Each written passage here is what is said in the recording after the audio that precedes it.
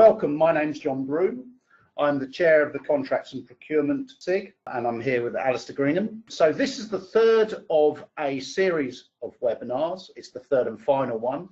The first one was on effectively doing your due diligence on contractors or providers by Philip Rees, with a brief 20 minutes by myself, where we looked at the case of Carillion and what were the signs in the books. The second was by Sarah Shute and looked at contract provisions that you should have in your contract, which would to some extent protect you. But having said that, they will, if they're going insolvent, they're going insolvent, but they will reduce the impact potentially if it does happen.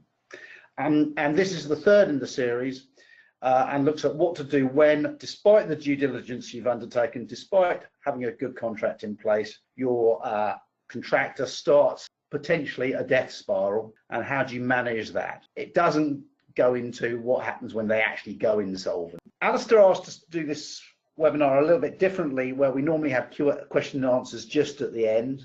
Alastair's asked me to interject at certain points, and I said, well, why don't we also make it a bit more interactive, in that we get, if questions are asked fairly promptly when we're on a topic, then we might be able to interject those and expand on points or clarify points as we are going along.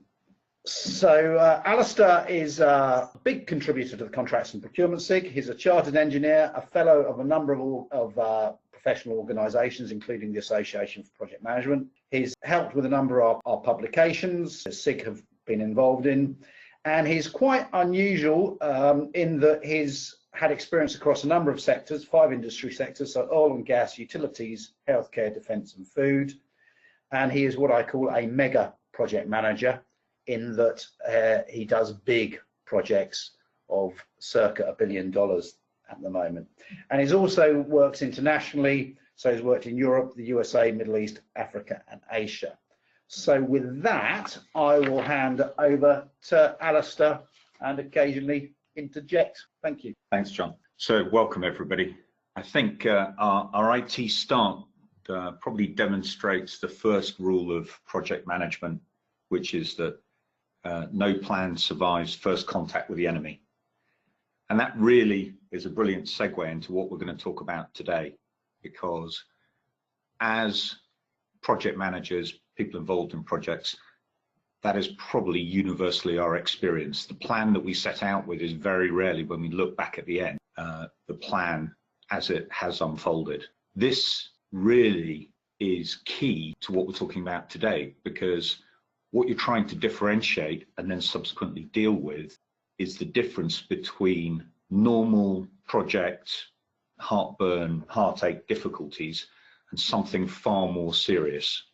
Is it a cough and a cold, or is it pneumonia? And you really need to understand the difference. You need to be alert and aware to it. And what I'm looking to take you through today is to use a couple of projects that I delivered recently as case studies. We're going to look at the underlying issues, early warning signs, and I come back to, have they just caught a head cold, or is it actually they need antibiotics and they've got pneumonia? When and how to intervene. And this is really the core of what we wanted to talk about and share today. Start to allude to the fact that despite all of the provisions and best efforts in the first 2 of the 3 webinars, it really, when you get to this point, it's not completely just about the due diligence and how well the contract is written. It's more about how you operate in that space. We'll look at some of the key issues you may need to work through, and there'll be some suggestions as how best to deal with those issues. The other thing I'm really looking forward to as well is I'm sure a lot of people will have experience to share as well as questions. So in terms of how people have worked through this. So whilst we welcome questions, if people have observations and other contributions to make, we'll try and feed those in between the 2 of us as we go. And then obviously we'll move to final Q&As if we haven't addressed them all through the process. So this session is based on my last project before the one I'm on, the one before the one I'm on at the moment, which is based in the Middle East. And I was the project manager with responsibility for delivering a large infrastructure portfolio in support of a new hydrocarbon facility. And this infrastructure portfolio was to be delivered comprised of 12 to 14 different individual contracts delivered by individual contractors, and as often the case with infrastructure, phased over time, the early enabling works coming before the main works and so on. And of the 14 contracts that were in play at the time, this looks at 2 which are similar and yet uniquely different. The first project was a fast-track standalone camp with a 15 to 20 year design life based on modular construction. So prefabricated buildings being delivered onto a site, utility networks and utility power islands being put in place, a large self-sufficient camp in the middle of nowhere. And in the middle of nowhere, the context is it was about 200 kilometers to find the nearest place you could buy an ice cream. So quite far from anywhere. The contractor that won the bid to deliver this was historically a supplier of vendor equipment, mainly to the oil and gas industry, because that was the dominant industry in the country in question. And they were looking to really, they could see that whilst they were delivering substantive components of major projects, they saw this as an opportunity to step up to the next stage and actually provide the project management team and do the full EPC as opposed to being an E&P predominantly provider based in fabrication facilities. Sorry, Alastair, E&P? Engineering and procurement. Thank you. Good spot. So a lot of most all construction projects work in phases, which is first of all the engineering is done, then all of the materials, equipment, etc. is purchased, and then it's put together in the construction phase. So if you think of a construction project as 3 phases. Okay. Before we go on, can I just reassure people that having looked at Alastair's slides, the lessons learned don't just, well, they could apply to any project, any sector. They're not just oil and gas or civil engineering. Yeah, absolutely. It just so happens that the 2 that are the best examples of what we're talking about today are similar.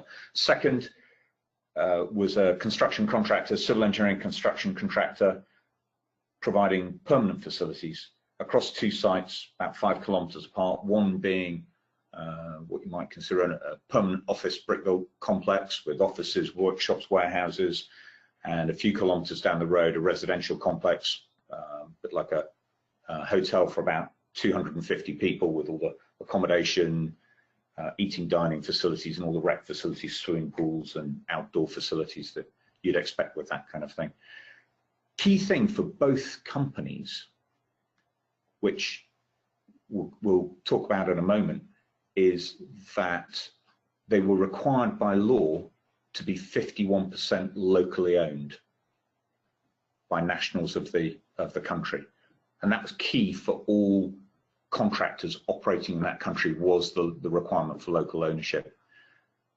That, in terms of the due diligence and your ability to, we'll talk about that in a moment, but your ability to do due diligence on a part multinational, part locally owned company is it's less obvious than if you're just dealing with either a fully locally owned company or a fully international company. Now, as was talked about in the earlier seminars, we did undertake a full and robust sourcing process before awarding both of these contracts.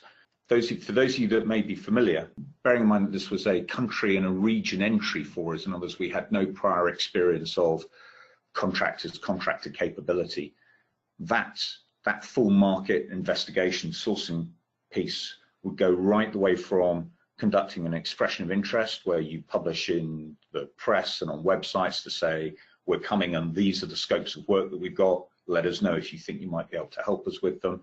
Then through the rest of the process of initially requesting information from them, once you've satisfied yourself of their capability and capacity and experience to do the work, you'd move into requests for proposals, technical evaluations, commercial evaluations, clarification meetings, ultimately leading to supplier selection and award, which is a fairly standard process that is used across many industries.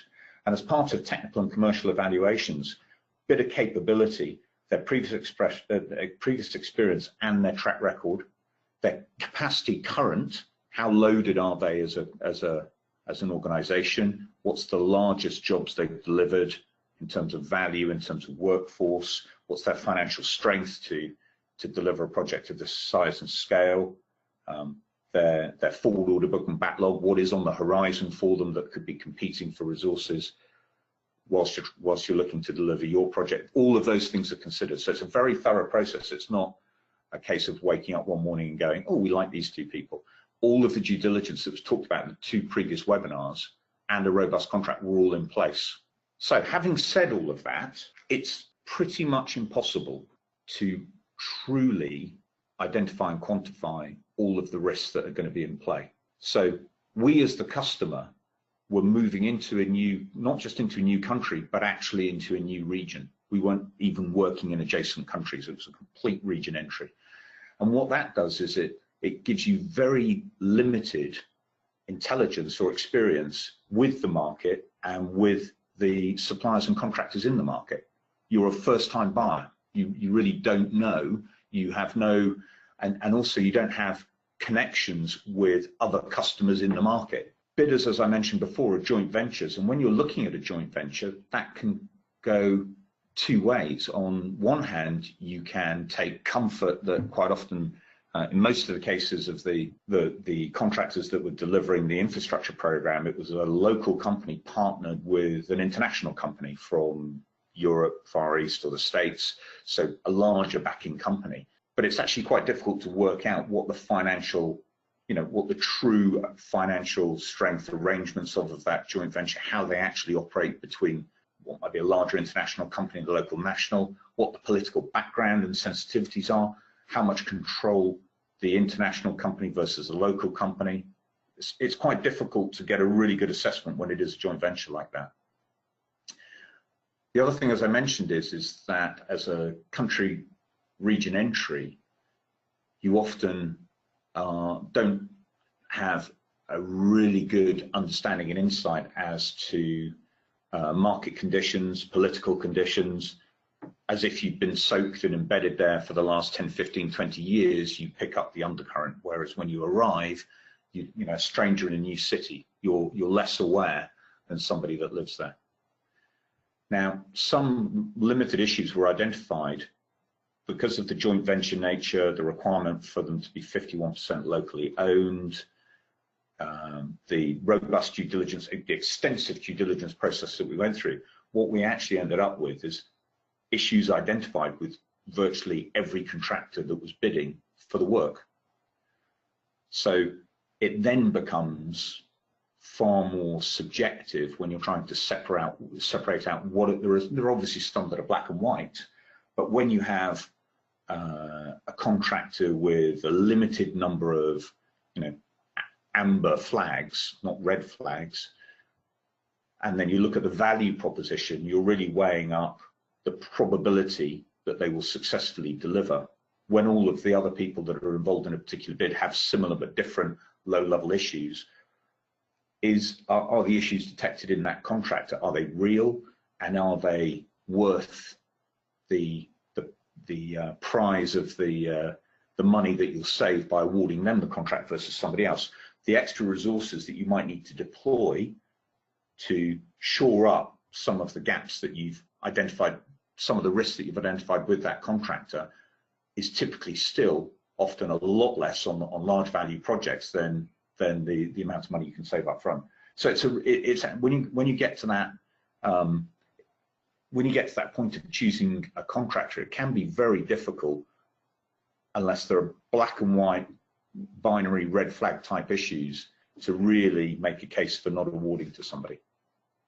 The underlying market problems in the Middle East, a lot of people will know the oil price fell through the floor. Our project ran from 2012 through to end of 2017, and in the middle of that phase, in the middle of the project, you can see from the graph, the oil price just went through the floor.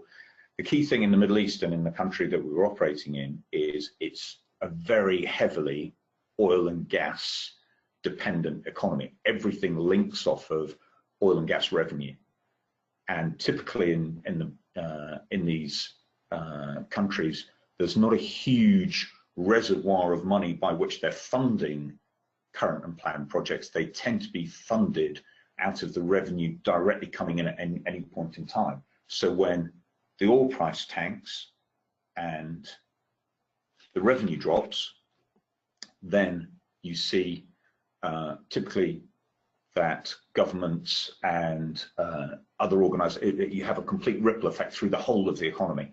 The government was the largest customer in the sector, but equally all of the main contractors, secondary contractors, the cash just dries up, projects get delayed, payments get delayed, and everybody goes into hardship, and it proliferates through the supply chain.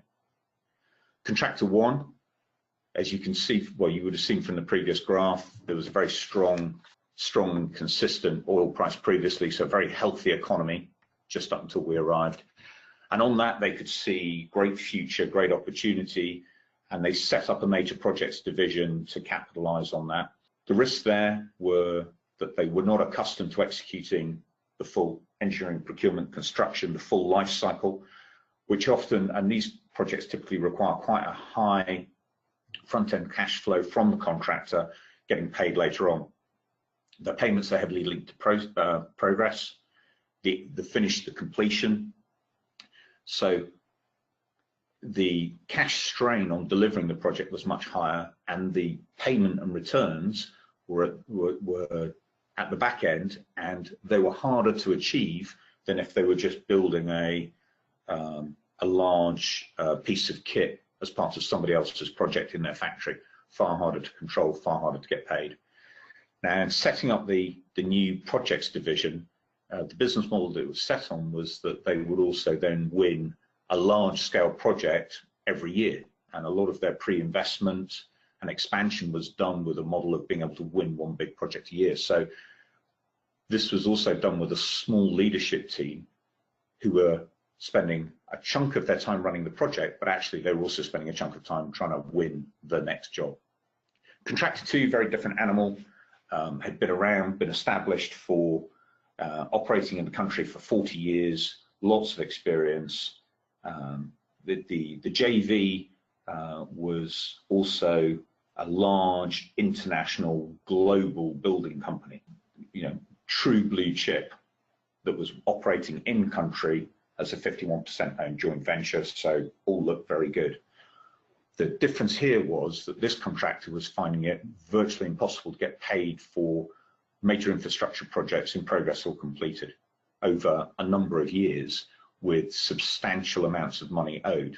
What's difficult when you're doing your due diligence is to work out whether that is because they're not getting paid or because there are contractual debates and issues.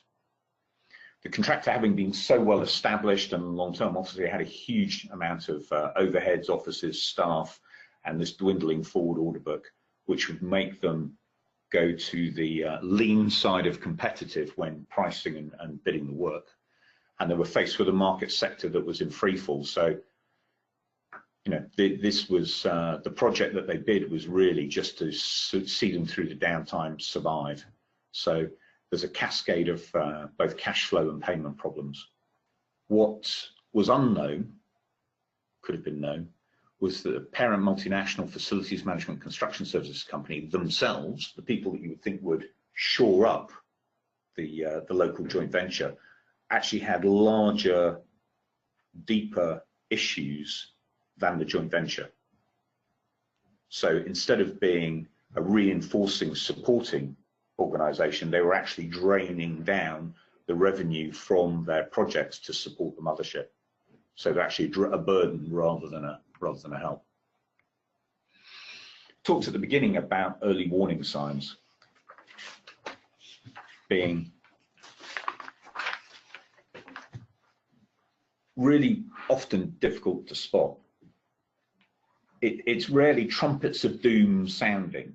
You know, as we said, as you could see from the beginning of the webinar, no plan survives first contact with the enemy. So is this just business as usual? Things aren't quite to plan. We'll get there in the end. Or is it something much more serious? in most projects, at some point along the way, you would typically see reduced performance in a previously well-running team. It could be for all sorts of reasons. It could be personal circumstances, changes in leadership, people moving off the job, people being moved off the job to go to the new shiny job, which often happens.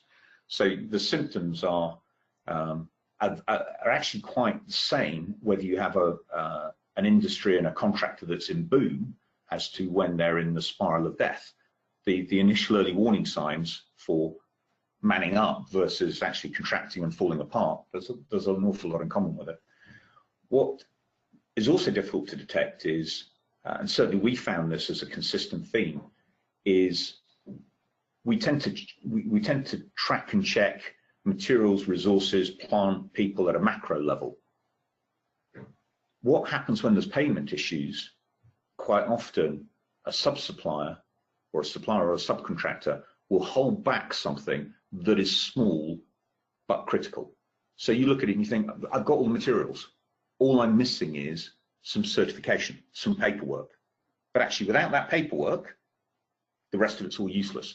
So there's often quite a strategic view in the supply chain as what is released and what is held. And they'll release as much as they can, but they'll identify the bits that they're going to hold hostage. And when you're on the client side, watching all of the material and everything else to the right, it's not often that you'll see up front the early signs. The other thing you may see amongst the project team is what appears like a lack of focus. You know, they're just not on their game today. They're just a bit lower in energy. That may just be a front for the fact that they're battling huge fires behind the scenes, and that's what's sucking off a lot of their capacity and capability. It's not that they're not focused. They're just not focused on you. They're focused on the much bigger burning building going off in the background. And the other thing that this tends to exhibit as well is in project failure or difficulties, you typically, it comes in two ways. You either have a massive one-time event, an earthquake event, something major happens, and then you all jump in, fix the problem, move on. That's a sort of a contained, quantified issue, quite easy to identify and often fairly straightforward to work a plan for. This is in the category of systemic decline, systemic performance slip. So it's, I think John's favorite expression is, it's a bit like if you want to boil a frog, you don't put them into boiling water because they jump straight out, apparently. Frogs, he puts them into cold water and gradually turns up the heat and they don't know they're cooking, apparently. Spotting the problem, you really need to be mindful, you need to be alert, you need to be conscious, not just of, we tend to focus just on the project, the thing that we're on the hook for, the thing we're trying to deliver as project managers, contract managers. It's really, you know, you're very much in the groove, but you do need to keep the radar going for the broader picture, the changing circumstances, both in the contractor. Have they just won a big job? Have they just lost a big job? Are they just going into dispute with a major client for non-payment? What's happening in the market? That's, as we said, that's a swings and roundabouts thing. Market could be booming and you're worried about losing capability. In this case, market in collapse, they're unable to feed and water their people and keep themselves going through the downtime. Look for the early signs. Can I just interject? We've got a comment from Samuel, and he talks about it in software projects, and he says a reduction in quality is another warning sign. Did you find that on your projects? That is a really good that's a really good catch. We didn't find it on the front end, actually, but we found it, and I talked to a little bit later. We actually found that the difficulty was maintaining the quality to the end, because for all sorts of reasons, either you don't quite have the right materials, you can't get the right workforce, their attention's not necessarily on the job, but we tended to find that played out in just because these two projects are construction projects, it's more tends to be the final fit and finish where things aren't quite as they should be, rather than upfront. Okay. Because it's more as you go in both projects, they kind of, the failure piece was at where they started to decline was probably at the 50% plus progress mark. So it actually really came about maintaining the quality, well, safety first and then the quality through to the finish. Because quality can be an issue, and actually the biggest issue is typically safety, both either physical safety on the job on the site, but actually also people's welfare. Okay. All right. So, but that's a really good one. So what do you do? If the hair's on the back of having some point in the future, you're on a project and the hairs on the back of your neck start to go up, and you'll be thinking of this webinar, I'm sure, be thinking, I'm not sure, maybe this is it. A great way to test whether it is just business as usual or whether it is something serious and structural is to pick a few upcoming key commitments in the next 30, 60 days, a few key things, and really get into the weeds on exactly what is supposed to happen on those 3 to 5 things, get the commitments, and then test right the way through as to whether they're being met or not. Did we get everything? Did we get the paperwork? Did we get the widgets?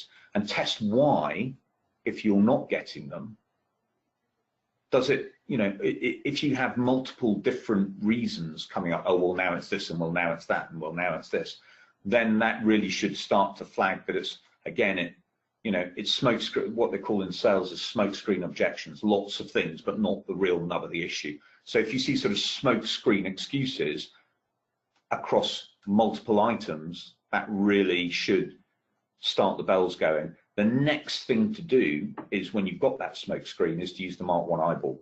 So most contracts, you'll have rights under the contract in parallel with the prime contractor to go and visit subcontractors and suppliers for a quality and a progress expediting type of visit. That's the point where you send in a trusted Mark 1 eyeball with the contractor to go and visit these elements that you've picked out, talk to them as to, and look at why these things are not being delivered. Is it real, or what is the real issue? The other thing that you can also do as well is, it's very hard. The 2 projects that I'm talking about, one had a workforce of about 12 to 1,400 people, the other a workforce of 2,000 people on site. It's really hard to keep a secret across 2,000 people. If you have good working relationships, not just at the leadership level, but down through the project organization and even into the foreman, the team leaders, and so on and so forth, it very quickly becomes apparent as to, you don't have to do too much digging and chatting to find out that there is a bigger issue. So talk down through the organization, don't just listen to the leadership, and then go out and also talk to the supply chain directly with your contractor. Did you brief your quality foreman, if you like, Yeah. to go, I'll work with this subcontractor.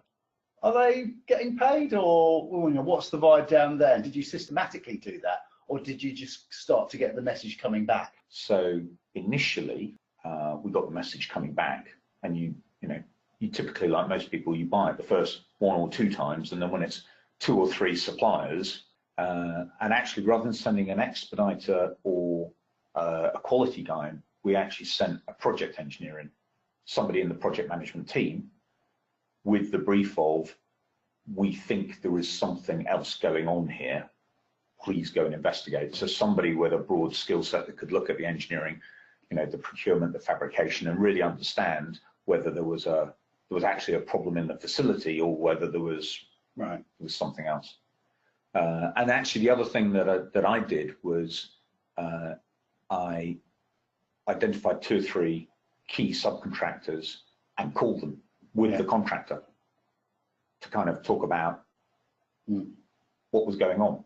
And the interesting thing as well is, if you've got quite often you have a really committed site leadership team as opposed to a corporate leadership management team. The project team are often very committed, and they are not comfortable hiding things from you either. They can't tell you what's going on, but they won't actively hide it. So they're not scurrying around trying to stop you discovering stuff, because they don't believe, typically you've worked with these people for a year or 2, so you've got good relationships. They're not going to mislead you.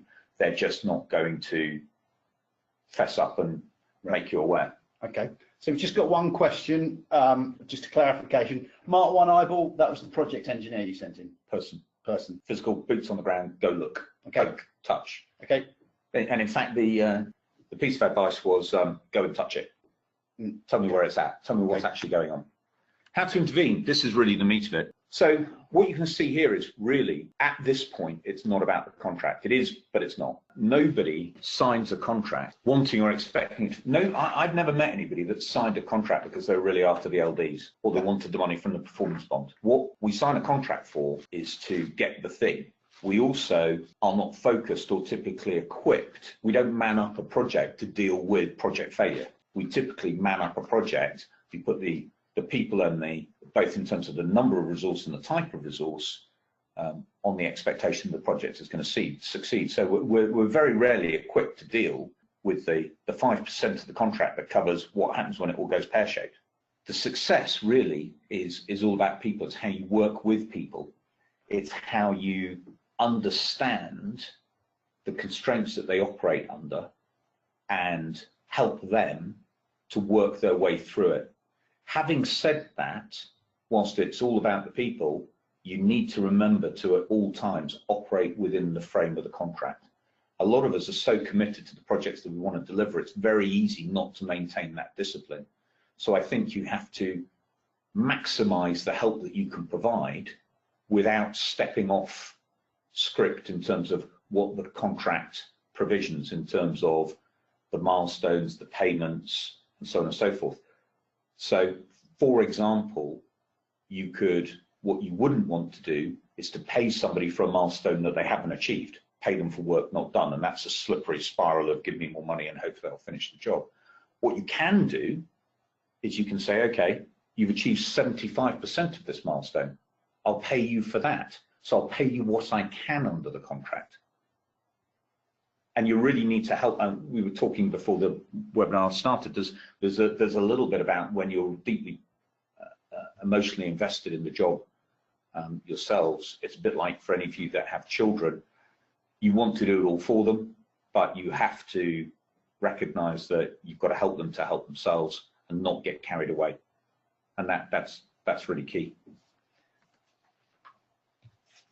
So talking in terms of how you approach it, there's a lot of talk in business these days about it. It's not just about the IQ, the stats, the numbers. It's about the emotional intelligence that you bring. It's the leadership you provide, the guidance, the support, the empathy. It's not just about what you deliver, it's about how you take people on the journey.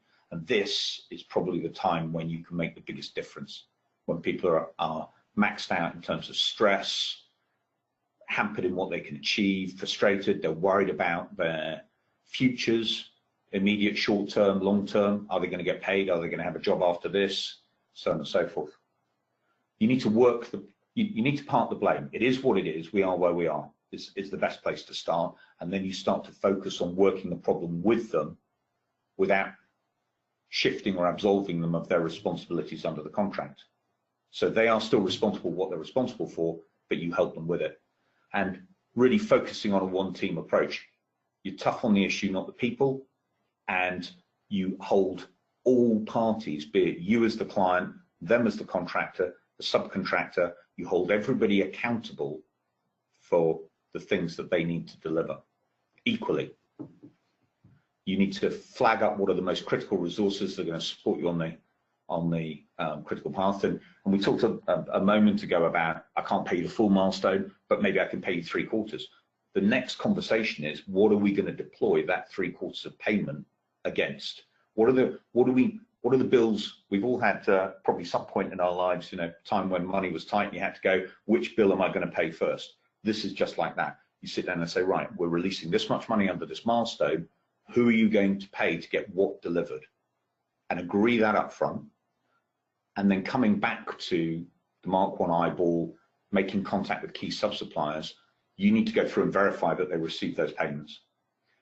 What we found, which was really interesting and would never have occurred to me before it happened, is I was after some fire and gas equipment, which I think I was after $20,000 worth of widgets.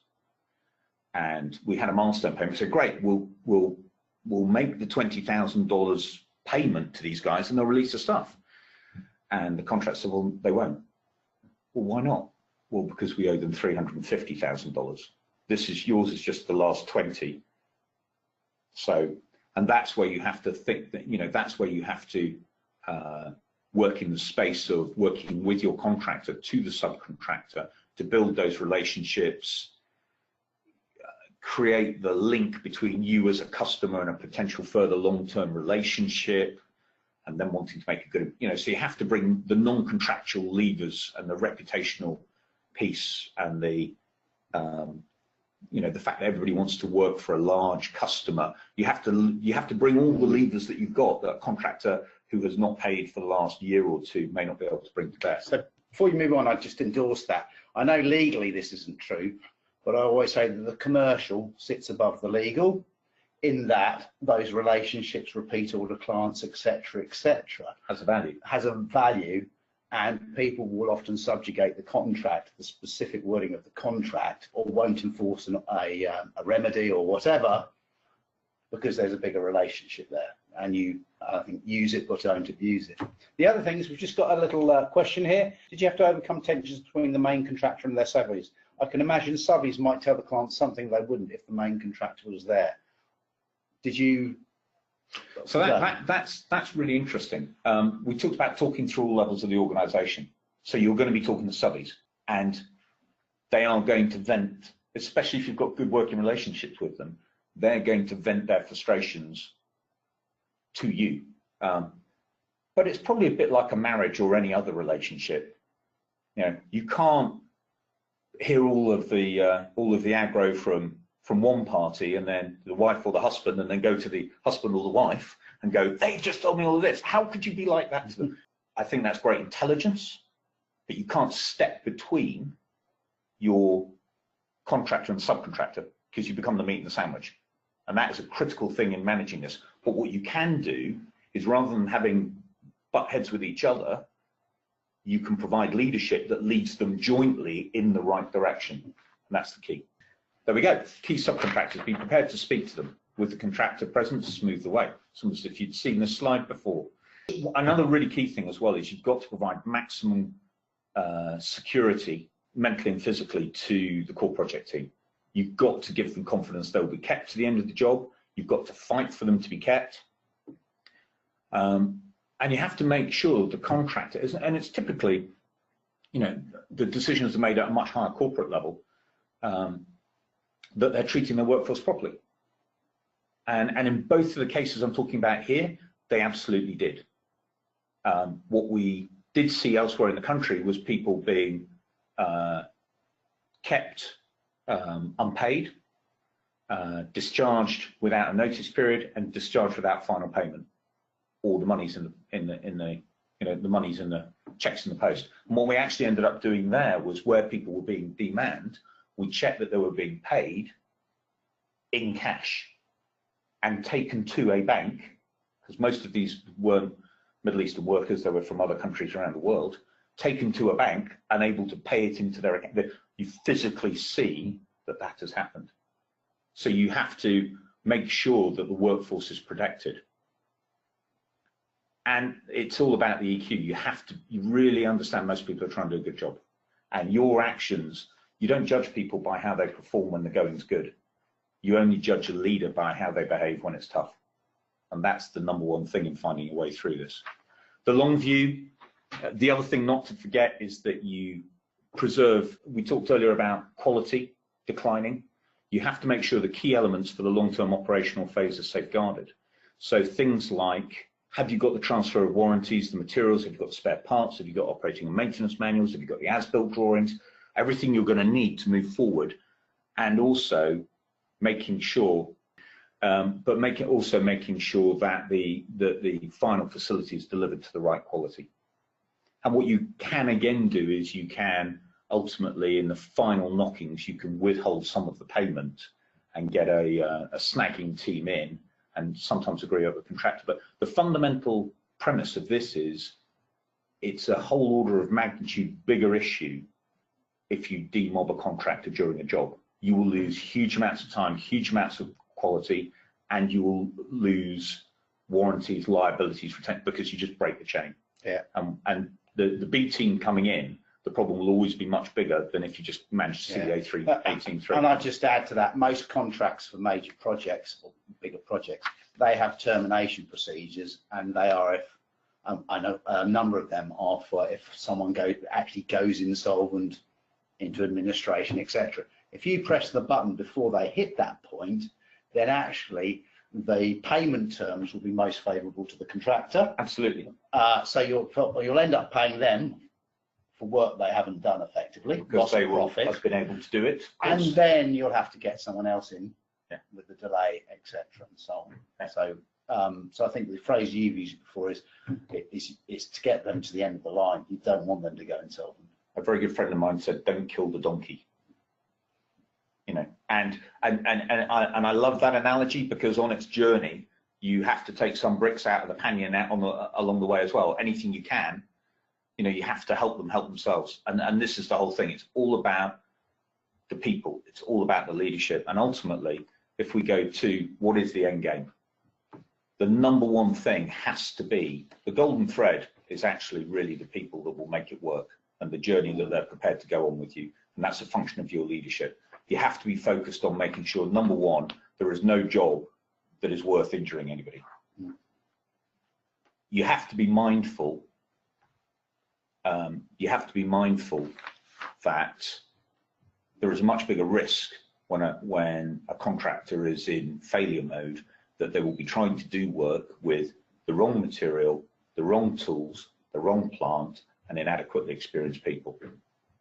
So you have to hold the line on that as number one. You can't hammer those screws in, whatever it might be, or use your screwdriver on that nail.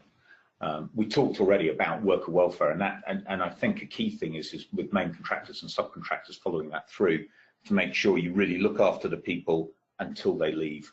Build quality, we talked about at the beginning. At what point does that start to erode and become material? And are there some minor quality issues that it might be just too difficult to get the contractor to perform? They're not structural in nature, and you can just clean it up when they've left, versus holding them to account to deliver the core quality. So did you take out some of the scope from the contract? We actually appointed, what we did was we appointed the main mechanical equipment subcontractor. We gave them a maintenance contract for 18 months. And what that meant was whatever they'd installed, they were going to operate for the next 18 months, and any bugs were going to come out, they were going to have to fix. So we actually, it was almost like an extended warranty thing, right? Because we thought maybe there was something lurking here. The best thing to do is to keep the main subcontractor on the hook, and that's what we did. Ongoing operational support is secured. That's exactly what we did. And we also got to train the operations team and so on. You're looking to minimize schedule delays and additional costs, and coming back to what we talked about just a few minutes ago, that is almost never achieved by removing a contractor from site. It's usually an order of magnitude bigger. And success is avoiding claims or minimizing them. You know, the bum fight associated with pursuing people for claims it's very time consuming, and rarely represents value for money. And I would add, soul destroying as well. Personally, I find it, and I get involved in these, but I don't. It's not an area I love getting involved. Yeah, if you get to claims, you've kind of lost it, really.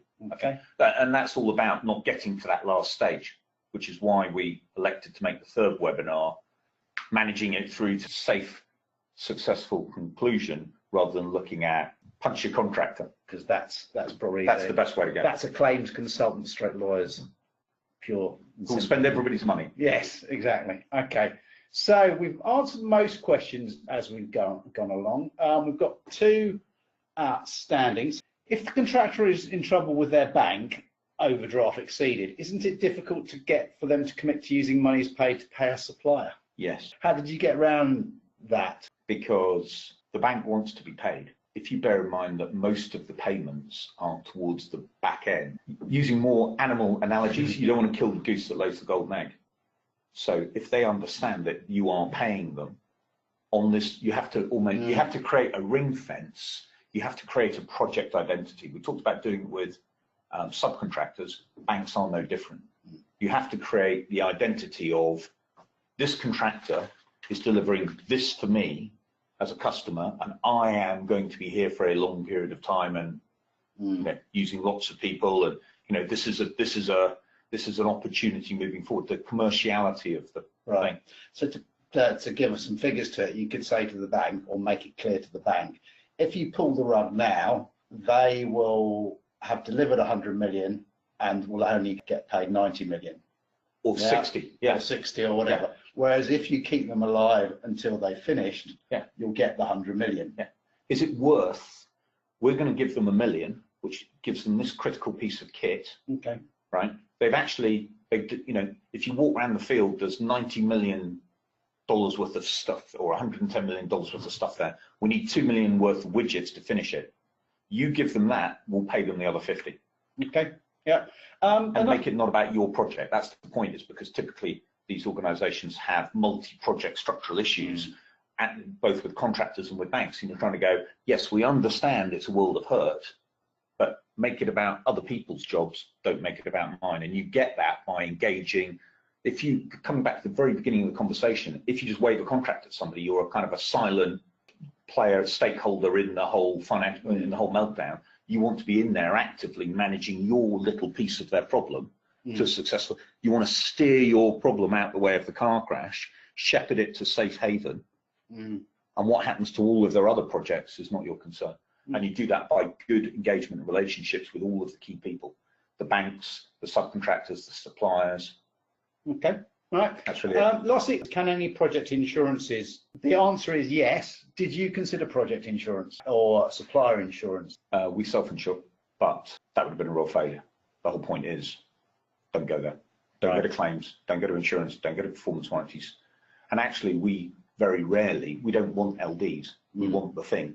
And that is yet another bargaining tool, where you might actually say, I know you're 3 months late, but I'm not going to add insult to injury. If you can finish it in the next 4 weeks, I will. Right. Because they're looking at how much is going to be left in their pot when when they're going down. How yes, I can. I'm not going to lose 5%, which is typically their profit, or in this case, keeps them staying alive. Both contractors still working today. They found their way through. Right. Very interesting webinar. I thought about the practicalities of managing a supplier who's got financial difficulties, pulled by them. It's all about the people. Seriously, thanks very much, Alastair, for that. Very interesting, and lots of practical tips and things to look out for on there. And final thank you to Alastair, and thank you for listening. Goodbye.